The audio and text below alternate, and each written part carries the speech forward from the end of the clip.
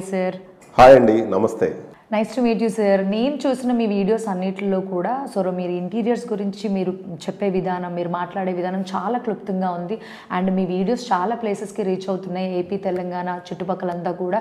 So ఆ వీడియోస్లో నుంచి కొన్ని వీడియోస్ నేను చూసి నేను మీతో కొన్ని విషయాలు అయితే మాట్లాడడానికి వచ్చేసాను. అట్ ద సేమ్ టైం నాకు తెలిసి ఒక 405గా వీడియోసే చేశారు మీరు. మీ వీడియోస్ అన్నిటిలో కూడా మీ మెటీరియల్స్ గురించి, కిచెన్స్ గురించి, కబోర్డ్స్ గురించి, సో ఇంటీరియర్స్ గురించి, కన్స్ట్రక్షన్ జరిగేటప్పుడు వాటిలో ఉన్నటువంటి ప్రతి ఒక్క విషయాల గురించి మీరు మాట్లాడుతున్నారు. అట్ ద సేమ్ టైం కొన్ని వీడియోస్లో అయితే వాస్తు గురించి కూడా మాట్లాడారు. సో నాకు అది చాలా బాగా నచ్చింది అండ్ చాలా మందికి కనెక్ట్ అవుతుంది అక్కడ మీకు. అట్ ద సేమ్ టైం మీరు చేసిన వీడియోస్ అన్నీ కూడా అందరూ చూడలేరు కాబట్టి వాటిలో ఉన్నటువంటి కొన్ని కామెంట్స్ని, అంటే కొంతమంది పెట్టిన కొన్ని డౌట్స్ని ఈరోజు నేను మిమ్మల్ని అడగడానికి మీరు నాకు ఆన్సర్ ఇస్తే కనుక వాటిని పీపుల్తో షేర్ చేసుకోవడానికి ఈరోజు ఇక్కడికి వచ్చేసాను. So are you ready sir? తప్పకుండానమ్మా.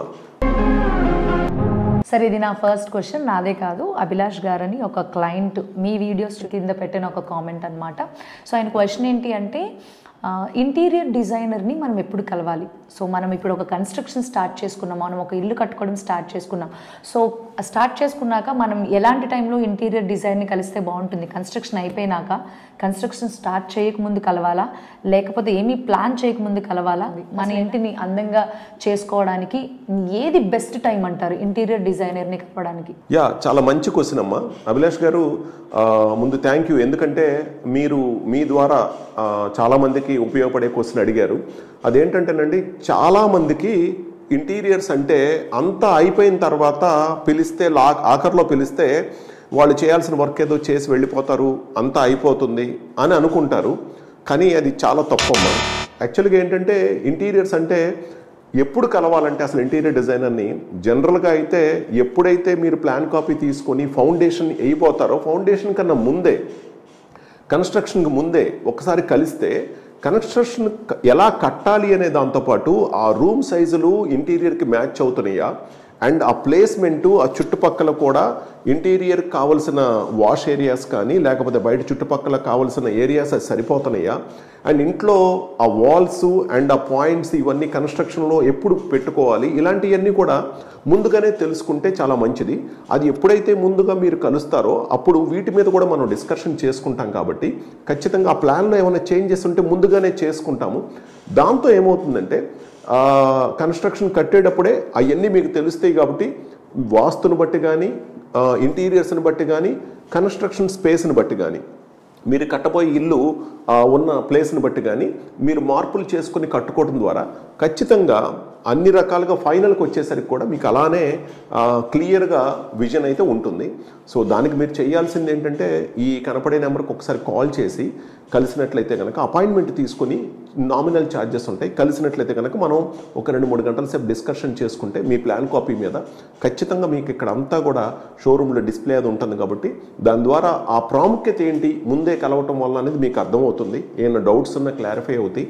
And అది కాకుండా ఒకవేళ బ్రిక్ వర్క్ స్టేజ్లో ఉన్నా, స్లాబ్ స్టేజ్లో ఉన్నా, ఏ స్టేజ్లో ఉన్నా ఎంత ముందుగా కుదిరితే అప్పుడున్న టైంను బట్టి మీరు ఆ టైంలో అయినా రాగలిగితే కొంతమేర కన్నా మనం దాంట్లో మంచి యాక్షన్ అయితే తీసుకోవచ్చు. ఆ మార్పులు కూడా మీరే క్లియర్గా గమనిస్తారు. అది రాకముందు వరకు మీకున్న ఒపీనియన్ అంతా అయిపోయిన తర్వాత ఇంటీరియర్ అనే పాయింట్ ఏదైతే ఉందో అది మీకు తెలియదు. వచ్చిన తర్వాతే దాని ప్రాముఖ్యత అర్థమవుతుంది. డెఫినెట్గా అభిలాష్ గారు అడిగిన దాన్ని బట్టి సో ఈ క్వశ్చన్ అందరికీ రీచ్ అవుద్దని ఈ ఆన్సరు నేను భావిస్తున్నాను.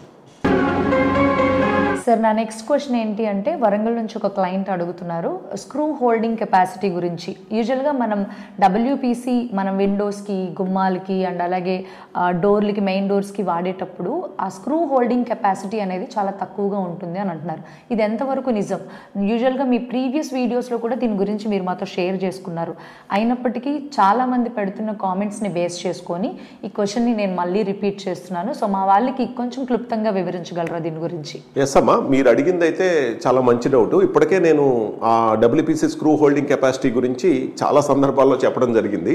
అయితే చాలా వీడియోస్ కూడా చేసాం. అయితే వరంగల్ నుంచి కస్టమర్ చేసి అడిగారు కాబట్టి డెఫినెట్గా దాని గురించి మళ్ళీ మనం పంచుకుందాం. సో చాలా మందికి హెల్ప్ అవుతుంది. అసలు డబ్ల్యూపీసీ గుమ్మాలు, డోర్లు, కిటికీలు, తలుపులు అనేది మనం పెట్టుకునేది చెద పట్టకుండా పెట్టుకుంటాము. అండ్ అలాగే చెద అసలు పట్టకూడదని, అండ్ తడిచిన పాడవకూడదని, బాత్రూమ్లకే కాదు, బెడ్రూమ్లకే కాదు, అన్నిటికీ. అయితే ఏంటంటే ఇక్కడ ఈ కాంపిటీషన్ పెరిగి కానీ, లేదంటే అతి తక్కువ ధరకి ఇవ్వాలనే ఉద్దేశం కానీ, ఏదేమైనా కానీ డూప్లికేట్ మార్కెట్లో దొరుకుతుంది. అది కస్టమర్కి తెలియక తెచ్చుకోవటం వలన ఈ స్క్రూ కెపాసిటీ, స్క్రూలు ఊడిపోవటం, చెద పట్టదు కానీ స్క్రూలు ఊడిపోతాయి. ఆ ప్రాబ్లం అనేది ఉంది.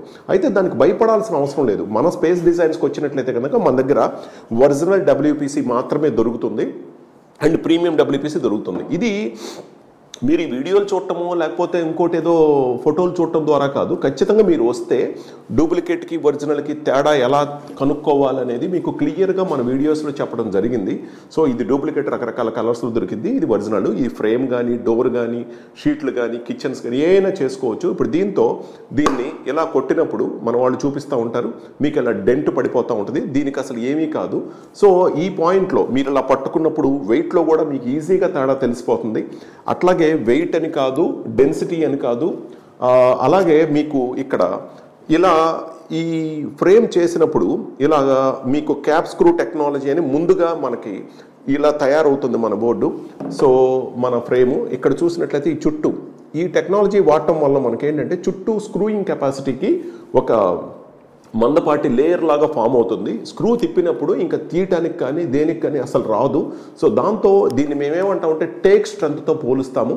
ఇలాగా మీరు ఇవన్నీ వెయిట్, డెన్సిటీ, అలాగే ఈ డూప్లికేట్తో కంపేర్ చేసి ఇక్కడ అన్ని చూసినప్పుడు ఈ స్క్రూ టెస్టింగ్ కెపాసిటీ ఇవన్నీ మీరు కళ్ళారా చూస్తూ షోరూంలో మీకు అన్ని రకాల ఫినిషింగ్స్, మెటీరియల్స్ అన్నీ దొరుకుతాయి. కాబట్టి ఇలా ఒరిజినాలిటీ మీరు చెక్ చేసుకొని మన షోరూంలో తీసుకున్నట్లయితే కనుక డబ్ల్యూపీసీ స్క్రూయింగ్ కెపాసిటీ మీరు విన్నట్టుగా మీ చుట్టుపక్కల అందరూ అంటున్నట్లుగా డెఫినెట్గా స్క్రూ కెపాసిటీ ఖచ్చితంగా ఎక్కువగా ఉంటుంది. టేకుకి ఎంత స్ట్రెంత్ అయితే ఉంటుందో అంతే స్ట్రెంత్ ఉంటుంది. కానీ మీరు ఎక్కడైతే తక్కువ ధరకు వస్తుందని వాళ్ళు చెప్పారని వీళ్ళు చెప్పారని తీసుకుంటే ఇటువంటి ప్రమాదం ఉంటుంది. జనరల్గా అవన్నీ మీరు పక్కన పెట్టేసి మీరు ఇలా కనుక ఒరిజినాలిటీని కనుక మీరు ప్రిఫర్ చేసినట్లయితే అది డోర్స్లో కానీ, ఇంటీరియర్స్, కిచెన్స్లో కానీ, ఎక్కడైనా కానీ, ఫ్రేమ్స్లో కానీ తీసుకుంటే చాలా చాలా బాగుంటుంది. సో మీకు ఈ డౌట్లో మాత్రం 100% నాది గ్యారంటీ, ఎటువంటి ప్రాబ్లం లేదు. మీరైతే ఒకసారి షోరూమ్ విజిట్ చేయండి. హైదరాబాద్ మియాపూర్ కానీ, విజయవాడ షోరూమ్ కానీ విజిట్ చేసినట్టయితే మీకు అన్నీ ఉంటాయి. తర్వాత మీకు సర్వీసు, సప్లై అంతా కూడా మన దగ్గర నుంచి మీకు 100% సర్వీస్ ఉంటుంది. Thank you sir. అన్ని క్వశ్చన్స్కి చాలా చక్కగా ఆన్సర్ చేశారు. ఇంకా చాలా క్వశ్చన్స్ ఉన్నాయి, బట్ అన్నీ ఒక వీడియోలో చేయాలని అయితే నేను అనుకోవట్లేదు. So we want more information from you అనమాట. సో మాకు మీ దగ్గర నుంచి చాలా చాలా విషయాలు తెలుసుకోవాలని ఉంది కాబట్టి నెక్స్ట్ వీడియోలో కంటిన్యూ అవుదాం. Thank you so much sir. సరేనమ్మా, ఖచ్చితంగా డెఫినెట్గా ఇంకా ముందు వీడియోస్లో ఎక్కువ లెంత్ కాకుండా అందరి కస్టమర్స్ అందరి డౌట్స్ మనం డెఫినెట్గా క్లియర్ చేద్దాం. మరో వీడియోలో మళ్ళీ కలుద్దాం. ఓకే, ఉంటాను. హాయ్ ఫ్రెండ్స్, మా వీడియోస్ మీకు నచ్చినట్లయితే లైక్ చేసి మీ ఫ్రెండ్స్కి షేర్ చేయండి. అలాగే సబ్స్క్రైబ్ చేయడం మర్చిపోకండి.